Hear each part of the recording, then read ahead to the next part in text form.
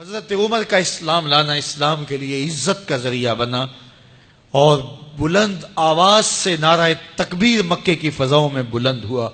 40 مسلمان جب ہو گئے تو پھر میرے رب نے کہا یا ایھا النبی حسبک اللہ، اے نبی تمہارے لیے اللہ کافی ہے، ومن اتبعک من المؤمنین، اور تمہارے لیے اہل ایمان کافی ہیں۔ حضور علیہ السلام کے حوالے سے ان کی حساسیت اور ان کا جوش و جذبہ اور ان کی غیرت ایمانی دیدنی تھی۔ حضرت شاہ ولی اللہ محدث دہلوی علیہ رحمہ فرماتے ہیں کہ 17 مقامات پہ قرآن مجید میں حضرت عمر کی رائے کے مطابق قرآن نازل ہوا۔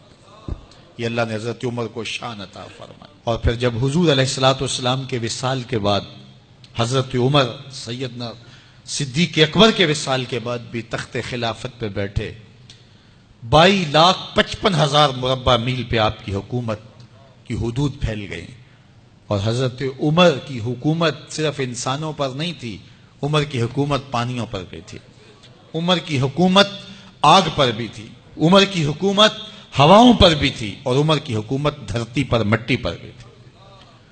آپ جانتے ہیں کہ مصر کے گورنر نے لکھا کہ یہاں تو عجیب کہانیاں ہیں۔ کیا ہوا؟ کہا کہ دریائے نیل اتنی دیر تک چلتا نہیں جب تک ایک نوجوان لڑکی کو زیورات سے آراستہ کر کے نیل میں ڈالا جاتا ہے، پھر نیل چلتا ہے، اور یہ برسا برس رسم جاری ہے۔ حضرت عمر کے پاس جب یہ پیغام پہنچتا ہے تو حضرت عمر نیل کو خط لکھ رہے ہیں، بسم اللہ الرحمن الرحیم، مصر کے نیل کے نام عمر کا خط، اور آگے لکھتے ہیں اے نیل اگر تو اللہ کے حکم سے چلتا ہے تو چل، ورنہ تیری کوئی ضرورت نہیں ہے۔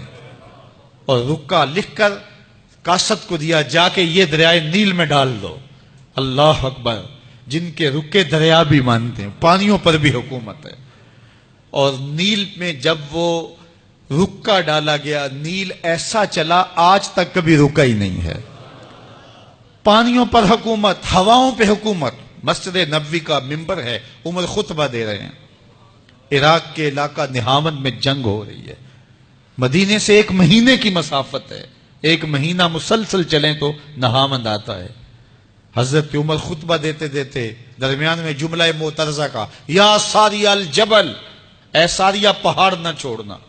لوگ حیران ہیں کیا ماجرا ہوا کہ ہم سے مخاطبہ ہے، ساریہ نہاون میں ہے، اور کہا ساریہ پہاڑ نہ چھوڑنا۔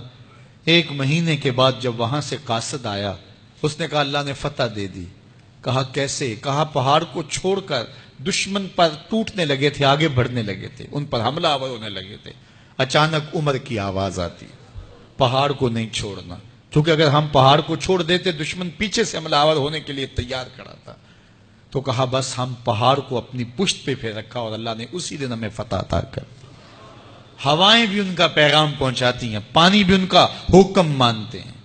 اس زمانے میں فائر بریگیڈ سسٹم نہیں تھا، لیکن ایک آگ بڑھتی آ رہی ہے شہر کی طرف۔ لوگوں نے حضرت عمر کو بتایا، امیر المومنین، آگ پھیلتی آگے بڑھتی چلی آ رہی ہے اور شہر کو اپنے قابو میں لینے والی ہے۔ عمر اپنی چادر اتارتے ہیں اور حضرت تمیم داری کو دیتے ہیں، کہا یہ چادر لے جاؤ اور ایسے ایسے کرو، آگ پیچھے بھاگتی چلی جائے گی۔ تو چادر ہلاتے جاتے ہیں حضرت تمیم داری، اور آگ پیچھے بھاگتی چلی جاتی۔ مٹی بھی حکم مانتی ہے۔ ایک لونڈی کھڑی رو رہی ہے راستے میں، کہا تجھے کیا ہوا؟ کہا ٹھوکر لگی، میرا تیل زمین میں بہہ گیا، میری مالکہ بڑی سخت ہے، وہ مجھے کہے گی تم نے یہ کیا کیا۔ عمر درہ زمین پہ مارتے ہیں، فر الارض الم عادل علیک، زمین عمر نے تیری چھاتی پہ عدل نہیں کیا؟ تو عمر کے ہوتے ہوئے اس کا تیل پی جائے؟ زمین تیل باہر نکال دیتی ہیں، فرماتے ہیں ڈال لے اپنے برتن میں۔ تو یہ عمر کے ان کا حکم مٹی بھی مانتی ہے، ان کا حکم ہوائیں بھی مانتی ہیں، دریا بھی مانتے ہیں، ان کا حکم پانی اور آگ بھی مانتی ہے۔ وہ عمر، میرے حضور فرماتے ہیں ان الشیطان یفر من ذل عمر، میرا عمر وہ ہے جس کے سائے کو دیکھ کے شیطان بھی بھاگ جاتا ہے۔ حضرت عمر رضی اللہ تعالیٰ عنہ نے ایک بہترین نظم و نسق دیا اور امور سلطنت کو اس انداز سے منظم کیا۔ ایک غیر مسلم مفکر کہتا ہے اگر اس امت کو ایک اور عمر مل جاتا پوری دنیا پہ حکومت مسلمانوں کی ہوتی۔ ایک دن مسجد نبوی سے باہر حضور تشریف لا رہے تھے، دائیں ہاتھ میں حضرت ابو بکر کا ہاتھ تھا، بائیں میں حضرت عمر کا ہاتھ تھا، ایسے باہر کی جانب آ رہے تھے۔